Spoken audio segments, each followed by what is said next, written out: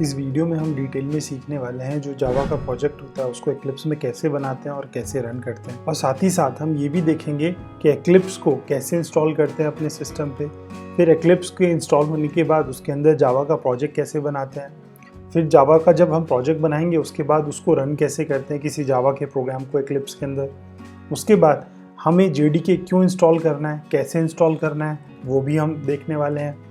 अगर हमें जावा के प्रोग्राम को किसी टर्मिनल के थ्रू कंपाइल और रन करना है तो वो कैसे करेंगे वो भी सीखेंगे। तो ये सारे टॉपिक हम 1 बाय 1 कवर करने वाले हैं, सो स्टे ट्यून्ड। हाय, मेरा नाम आकाश चौहान है और मैं एक असिस्टेंट प्रोफेसर हूँ, और इससे पहले मैं काफ़ी सारी एमएनसीज में एज ए सॉफ्टवेयर इंजीनियर काम कर चुका हूँ, और मैं पिछले 10 सालों से जावा को अपने प्रोफेशन में यूज़ कर रहा हूँ। इस चैनल पर मैं पर वीक जावा का एक वीडियो अपलोड करने का ट्राई करता हूँ, in which I try to explain coding concepts in most easiest possible ways. तो चलिए ये सारे टॉपिक्स भी हम इजी तरीके से समझते हैं। तो सबसे पहले हम ये देखते हैं कि हमें एक्लिप्स को कहाँ से और कैसे इंस्टॉल करना है। तो उसके लिए आपने क्या करना है, आप यहाँ पे जाइएगा और इस बटन पे क्लिक करिएगा। इस नोट्स के जो लिंक है मैं आपको दे दूँगा, आप इस बटन पे क्लिक करिएगा। ये आपको जो एक्लिप्स की ऑथेंटिक वेबसाइट है वहाँ पे फॉरवर्ड कर देगा, और यहाँ पे देखिए आपने ये एक्लिप्स का ये वाला सेटअप डाउनलोड करना है। ये आपको मेरे सिस्टम रीड कर लिया है इसने, तो ये मेरे को 2 ऑप्शन दिखा रहा है, x86-64 और दूसरा है हमारे पास आर्काइव 64। तो मेरे पास जो प्रोसेसर है वो सिंपल प्रोसेसर है, मेरे पास ARM प्रोसेसर नहीं है। अगर आपका M1 चिप वाला मैकबुक है तो आप ये वाला करिएगा, ARM प्रोसेसर अगर यूज़ हो रहा है आपके CPU में। मेरा सिस्टम नॉर्मल है तो मैं ये वाला डाउनलोड करूँगा।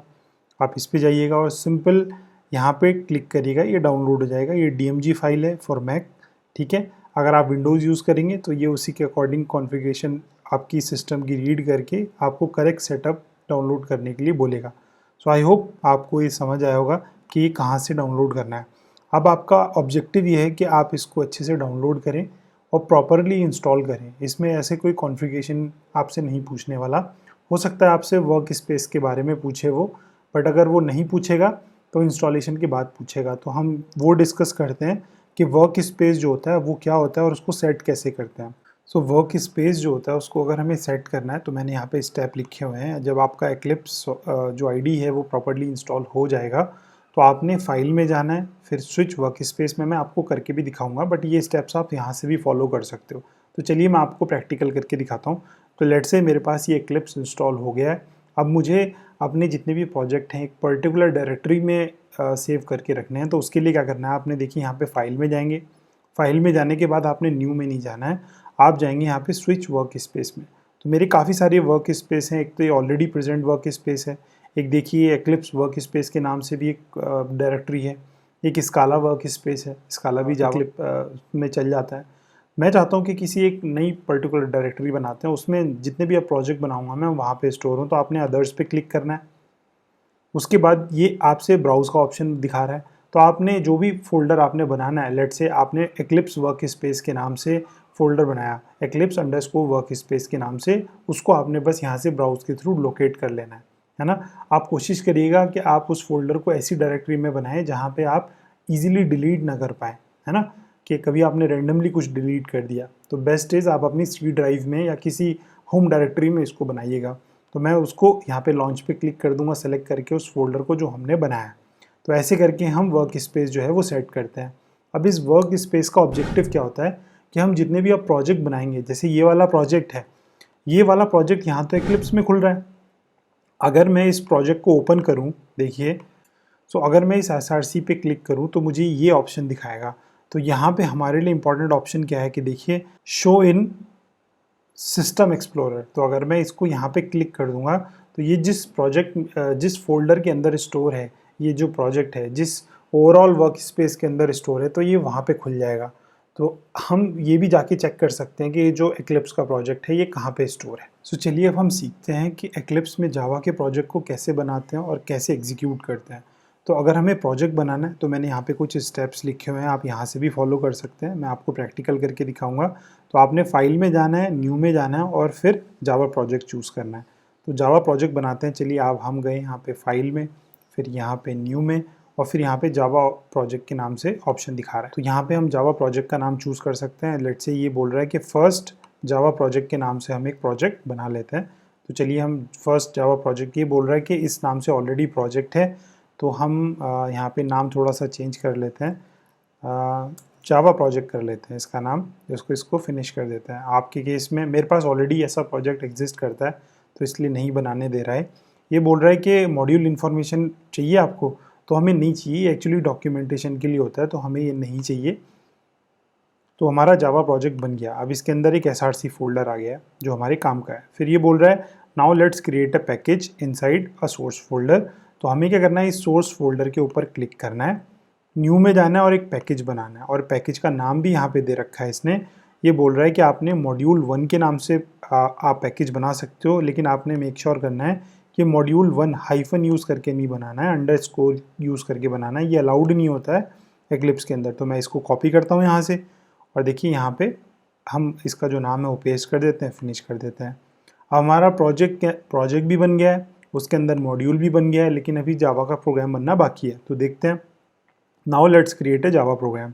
तो जावा प्रोग्राम किस से क्रिएट करें, सैम्पल प्रोग्राम के नाम से।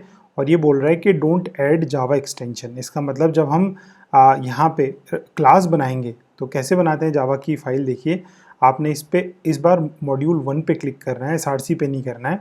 आपने यहाँ पे राइट क्लिक किया, आपने न्यू में जाना है और फिर आपने क्लास पे क्लिक करना है। क्लास पे उसने दिया हुआ है कि आपको क्लास का नाम क्या चूज़ करना है, तो मैंने कॉपी ओके। सो हम जो क्लास का नेम है वो कॉपी कर लेते हैं, दैट इज़ सैम्पल प्रोग्राम। हम इस नाम से अपना जो जावा का प्रोग्राम है वो बनाना चाहते हैं। अब देखिए हमें मेक श्योर करिएगा आप जावा ना लिखें यहाँ पे, क्योंकि इसकी ज़रूरत नहीं है, वो ऑटोमेटिकली इसको डॉट जावा से ही सेव करता है। यहाँ पे एक ऑप्शन आपने टिक करना है, इसमें लिखा भी हुआ है स्टेप में, tick main method there and click on finish. तो यहाँ पे हमने क्लिक करना है पब्लिक स्टैटिक वॉइड मेन, वरना हमें खुद से बनाना पड़ेगा। आपको पता होना चाहिए कि जावा का जो प्रोग्राम है वो बिना मेन के नहीं चलता है, क्योंकि जो आपका पीछे JDK है वो मेन मेथड को थ्रेड के थ्रू सर्च करता है और इसी को रन करने की उसकी रिस्पॉन्सिबिलिटी होती है। तो ये हमें खुद से लिखना पड़ेगा। हम चाहते हैं कि एक्लिप्स हमारे लिए बना दे, तो इसलिए आप यहाँ पे टिक कर सकते हो, आपने बस फिनिश करना है। ओके, फिर इसके बाद देखते हैं कौन सा स्टेप है। ये बोल रहा है कि फर्स्ट हेलो वर्ल्ड का जो प्रोग्राम है वो कैसे बनाते हैं। तो आपने simple system out dot println लिखना है। मैं आपको इसका शॉर्टकट भी बताता हूँ एक्लिप्स में क्या होता है। पहले इसकी विजिबिलिटी थोड़ी ठीक करते हैं। लेट्स से हमारा ये प्रोग्राम है, मैं इस लाइन को डिलीट कर देता हूँ। और अगर मुझे ये जो system dot out dot println line है इसको शॉर्टकट याद नहीं रखना है, तो यहाँ पे एक सिस आउट करके एक कीवर्ड होता है, आपने कंट्रोल और स्पेस क्लिक करिएगा, ये ऑटोमेटिकली इसको एक्सपेंड कर देगा। और यहाँ पे हम एक स्ट्रिंग प्रिंट करा सकते हैं, लेट्स से हेलो वर्ल्ड, है ना। अब इस कोड को चलाते हैं। अब देखिए नेक्स्ट स्टेप देखते हैं कि हमें इस कोड तो लिख लिया हमने, अब इसको कोड को रन कैसे करते हैं। तो देखिए यहाँ पे लिखा हुआ है कैसे रन करते हैं। हमें क्या करना है, इस कोड पे कहीं पे भी, मैं दो तरीके होते हैं कोड को रन करने के, दोनों तरीके बताऊंगा। सबसे इजी तरीका बताता हूँ। आपने इस जो एडिटर है इस पर कहीं भी राइट क्लिक करना है, फिर यहाँ पे रन एस पे जाना है और मेक श्योर करें कि यहाँ पे रन ऑन सर्वर ना करें, आप क्या करें, जावा एप्लीकेशन करें। हो सकता है फर्स्ट टाइम जब आपने क्लिप्स इंस्टॉल किया हो तो आपको जो आपका GRE है उसको सेट करने के लिए बोले, तो आप यहाँ पे ये दोनों ऑप्शन अगर इनकेस नहीं दिखा रहा है तो आपने रन कॉन्फ़िगरेशन पे जाना है। मैं आपको दिखाता हूँ आपका जो जावा रन टाइम एनवायरनमेंट है वो कैसे सेट करते हैं। फिर आपने GRE पे जाना है और यहाँ पे देखिए आप यहाँ एग्जीक्यूशन एनवायरनमेंट चूज़ कर सकते हैं अपने अकॉर्डिंग। तो आपके सिस्टम पे जो भी है, या आप यहाँ पे ऑल्टरनेट पे चूज़ करेंगे तो आपका सिस्टम का रीड कर लेगा कि कौन सा ऑल्टरनेट GRE इसके पास है, तो आप इस पे अप्लाई करके इसको क्लोज़ कर दीजिएगा, है ना। मैं चाहता हूँ, ठीक है, मैं दोबारा से करके दिखाता हूँ क्योंकि मेरे पास ऑलरेडी GRE प्रॉपरली तरीके से अच्छे तरीके से सेटअप है। तो मैं सिंपली जावा रन एज जावा एप्लीकेशन करता हूँ, तो ये ऑटोमेटिकली मेरा जो कोड है वो रन हो जाएगा। बट अगर इन केस ये ऑप्शन नहीं दिखा रहा है तो आप रन कॉन्फ़िगरेशन पे जाइएगा, वहाँ से जाके सेट कर सकते हैं। तो देखिए हेलो वर्ल्ड आ गया। दूसरा तरीका मैं बताता हूँ, इसमें थोड़ा चेंजेस कर लेते हैं जिससे पता चले, और इसको सेव कर लेते हैं। यहाँ पे देखिए एक ये play button, kind of play button का बटन है, तो इस पर मत क्लिक करिएगा। इसके पास में एक ड्रॉप डाउन का बटन है, उस पर क्लिक करिएगा, क्योंकि ये पुरानी हिस्ट्री भी स्टोर करके रखता है। मेरे पुरानी जो प्रोग्राम है जो चलाए हैं वो भी आप यहाँ से चेक कर सकते हो, डायरेक्टली रन कर सकते हो। तो यहाँ से भी रन है इसका ऑप्शन आ रहा है और सीधे जावा एप्लीकेशन दिखा रहा है। तो देखिए आप यहाँ से भी रन कर सकते हो, जैसे आपको फिजिबल हो आप वैसे प्रोग्राम बना के रन कर सकते हो। ऑलवेज मेक श्योर कि जब आप जावा का प्रोग्राम बनाएं तो वो किसी पैकेज के अंदर हो, वो पैकेज SRC के अंदर हो और वो जावा का प्रोजेक्ट हो। तो ये आपने ध्यान रखना है। सो चलिए अब हम देखते हैं कि हमें JDK कैसे इंस्टॉल करना है और क्यों इंस्टॉल करना है। तो मैंने यहाँ पे लिखा भी है, याद रखिएगा, टू रन और execute Java program through system terminal the JDK must be installed. तो अगर आप चाहते हो कि आपका जो जावा का प्रोग्राम है वो आपके सिस्टम के टर्मिनल के थ्रू रन हो, तब आपको JDK की ज़रूरत है। अगर आप चाहते हो कि आपका जो प्रोग्राम हो एक्लिप्स रन कर दे, तो आपको अलग अलग से JDK इंस्टॉल करने की ज़रूरत नहीं है। क्यों? क्योंकि जो एक्लिप्स है वो अपने खुद के कंपाइलर के साथ इंस्टॉल होता है।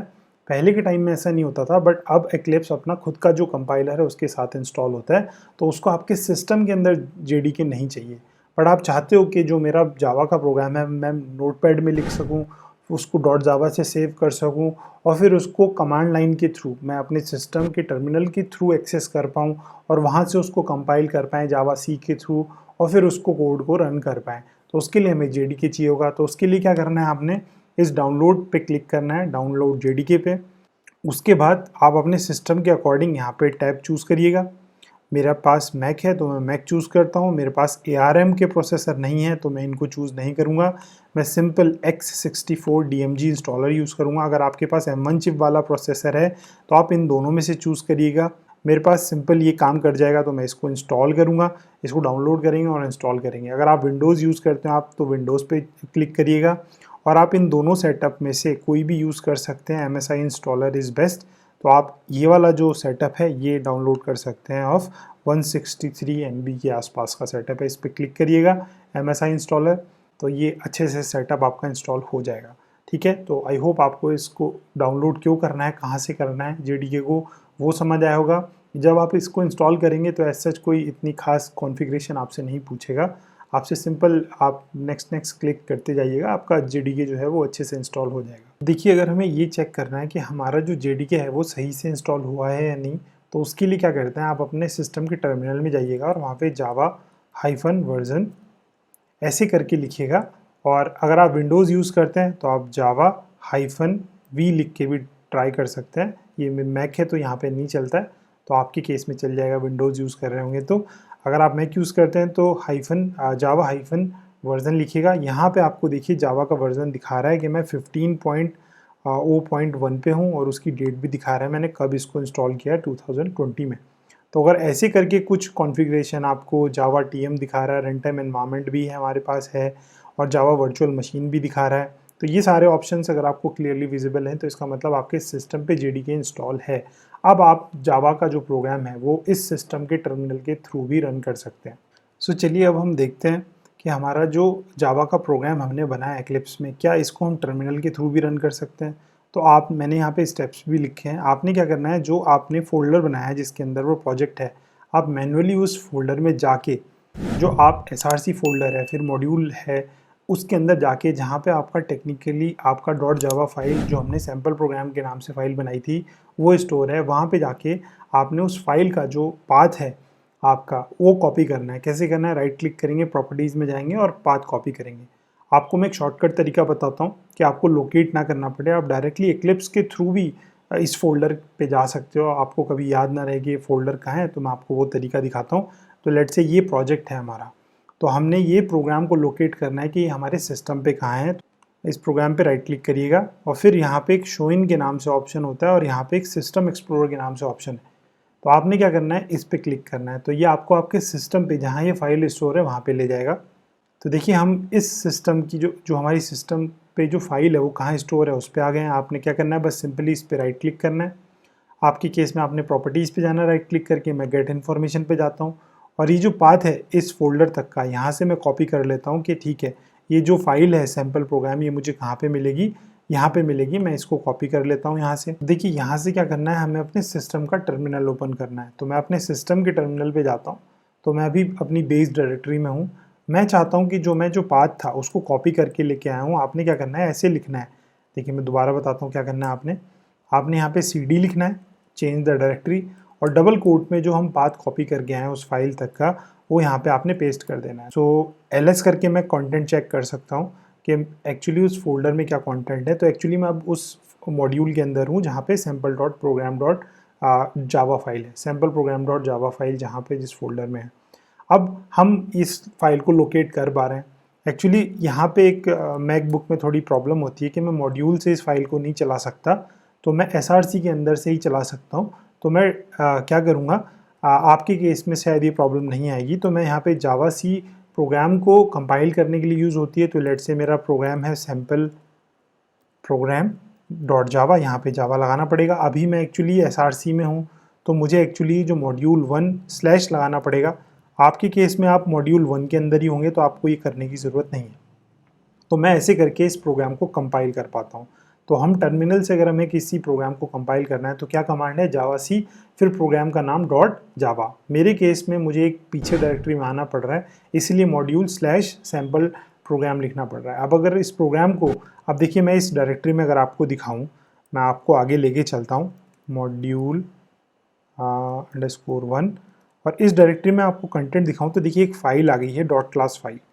एक्चुअली इस फाइल को हम रन करते हैं, कैसे रन करते हैं, मेरे में तो ऐसे रन नहीं होगी ये, बट लेट से मैं सैम्पल डॉट क्लास या डॉट जावा लगाने की ज़रूरत नहीं है, सिंपल नेम रखेंगे तो चल जाएगी। मेरे केस में ये नहीं चलेगी, तो मैं क्या करता हूँ, एक डायरेक्टरी पीछे मुझे जाना पड़ेगा। यहाँ पे देखिए एरर आएगी क्योंकि ये मॉड्यूल 1 मुझसे बोल रहा है कि SRC के अंदर से आप इसको चला सकते हो, तो आपके केस में नहीं आएगी।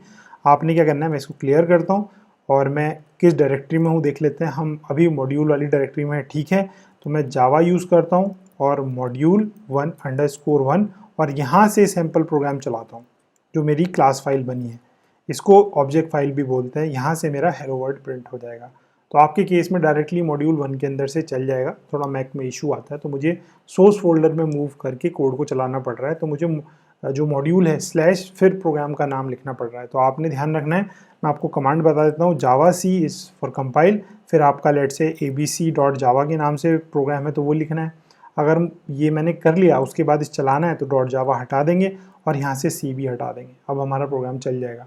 तो ऐसे करके हम अपने सेम प्रोग्राम को जो एक्लिप्स में चला है उसको टर्मिनल में भी चला सकते हैं, बट आपको मेक श्योर करना है कि आपके सिस्टम पे प्रॉपरली JDK इंस्टॉल्ड होना चाहिए। नाउ आई होप आपको एक्लिप्स को एंड JDK को क्यों एंड कैसे इंस्टॉल करना है, जावा के प्रोजेक्ट को कैसे रन करते हैं, चाहे वो एक्लिप्स हो या टर्मिनल हो, ये सारे टॉपिक्स आपको अच्छे से समझ आए होंगे। If you have any doubt तो आप कमेंट बॉक्स में लिख सकते हैं। And that is all for this tutorial. And Java से रिलेटेड काफ़ी और वीडियोस भी आप इस प्लेलिस्ट के थ्रू एक्सेस कर पाएंगे। मैं लिंक कमेंट बॉक्स डिस्क्रिप्शन में भी ऐड कर दूँगा।